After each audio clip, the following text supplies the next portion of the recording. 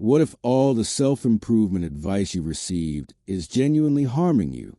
We've developed a complete industry premised on us being fundamentally incomplete, continuously fixing ourselves like broken equipment. Yet here's the transformative truth. The very premise that you need fixing is the only thing that's actually broken. Think of an ocean wave abruptly gaining awareness and panicking because it's not rigid like rock, because it ceaselessly changes contours. The wave would attempt to repair itself and achieve stability. How illogical would that appear? However, this is precisely our daily human behavior. The wave is already whole, but we've convinced ourselves that we're flawed projects requiring constant renovation. We've been sold a backward story. You have problems needing solving, features requiring refinement, and if you strive adequately and locate the proper approach, you can ultimately correct yourself and transform into who you should be. This story is so woven into our culture that we rarely question it. We adopt our identity as continuous works being perfected. But what if this premise is completely inverted? Here's something outrageous. You are never imperfect, never unfinished, never an issue requiring resolution. The sole element needing fixing is a conviction that you require fixing. Consider the natural world. When you examine a tree, you don't appraise its boughs as lacking. The tree is magnificent exactly as it exists. It evolves and adjusts to its context, yet doesn't arrange gatherings about self-advancement. We as humans have cultivated this ability to become our own judges and supervisors.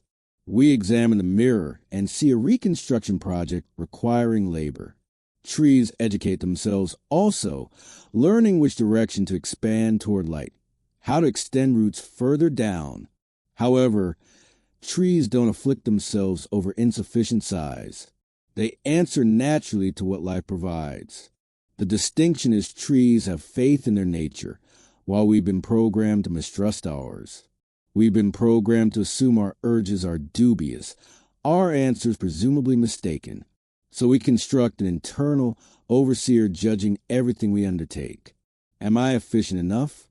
Am I progressing at the right speed? It's depleting, like having a micromanager in your head, constantly discovering you deficient. But this critic isn't your actual being. It's adopted evaluations, acquired benchmarks from parents, instructors, and civilization. You've adopted a tribunal, making you feel continuously inadequate. However, who notices this board? Who perceives these criticisms? Something in you watches this drama without being caught up. That aspect is who you genuinely are. You're not the beliefs about yourself. You are the awareness in which all this appears like atmospheric conditions across the heavens. The sky is never harmed by atmospheric conditions. Storms come and go, but the sky remains vast.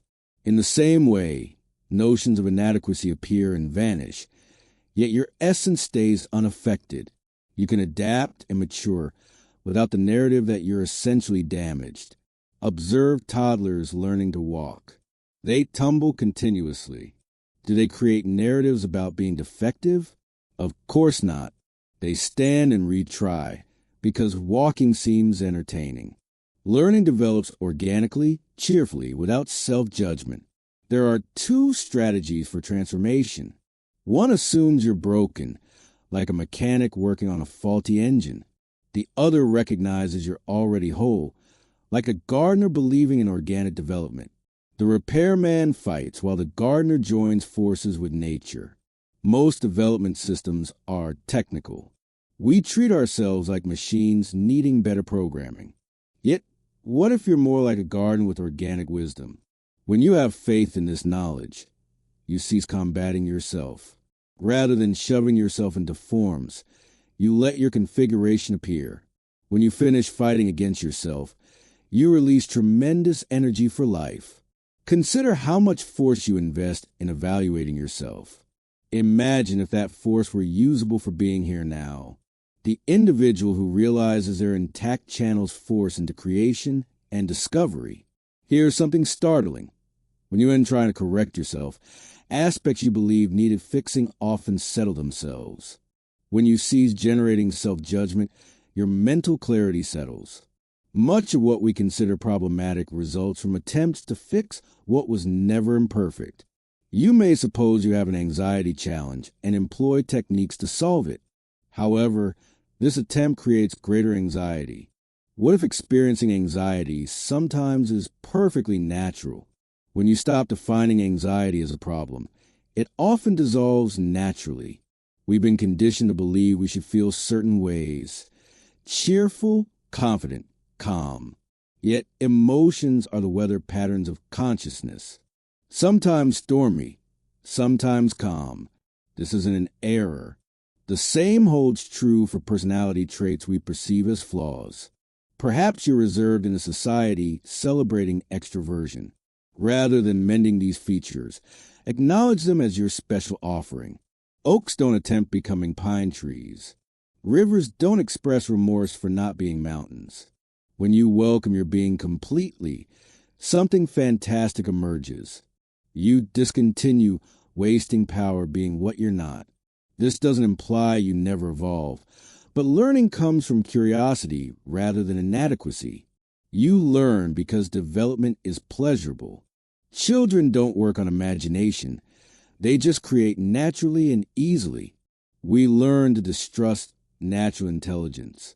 We've transformed our internal existence into a business with evaluations. Yet your authentic essence still exists, waiting for you to recall you were never damaged to begin with.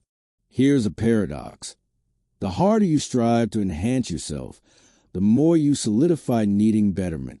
But when you see you were never defective, enhancement takes place organically, easily. When you trust your true nature, evolution happens like flowers opening, gorgeously in their natural timing. This isn't resignation, but confidence in the intelligence that drives your heart. So here's an offering. Carry out a test. For 24 hours, cease attempting to repair yourself. Approach that day as a gift to be received. Meet emotions without changing them. Observe thoughts without evaluating. Handle yourself like a dear friend, with compassion, tolerance, and levity. You may find you're splendid precisely as you exist. This is a secret. You were never damaged. You're already full, already entire, already enough. You're not detached from existence.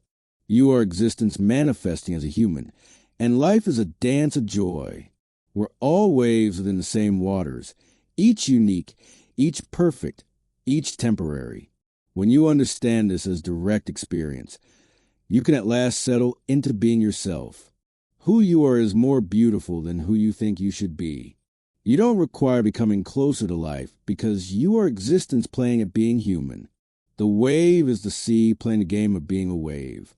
If this truth connected with you, I warmly encourage you to subscribe to the channel.